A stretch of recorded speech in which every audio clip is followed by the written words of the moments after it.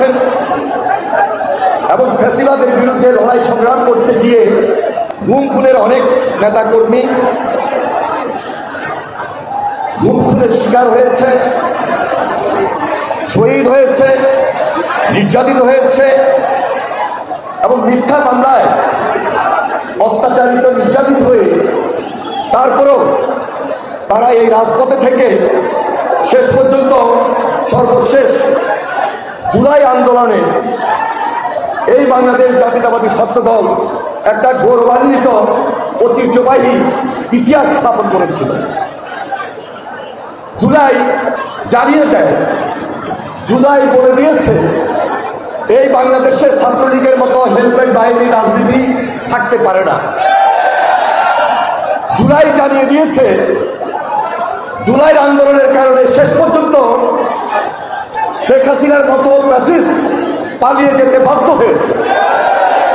জুলাই জানিয়ে দিয়েছিল এই বাংলাদেশে আয়নাঘর থাকতে পারে না, আয়নাঘরকে ধ্বংস করে দিয়েছে।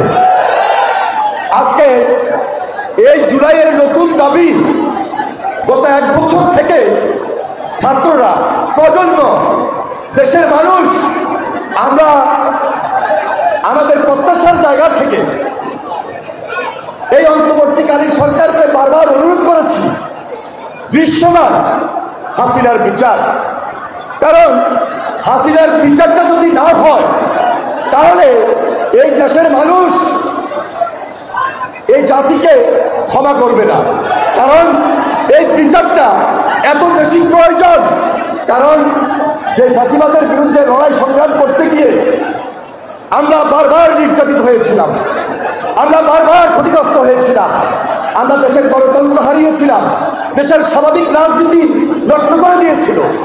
আজকে এই মুহূর্তে জুলাই বলে দিতে চায়, আগস্টে বলে দিতে চায়, অবিলম্বে হাসিনার বিচার দৃশ্যমান করতে হবে।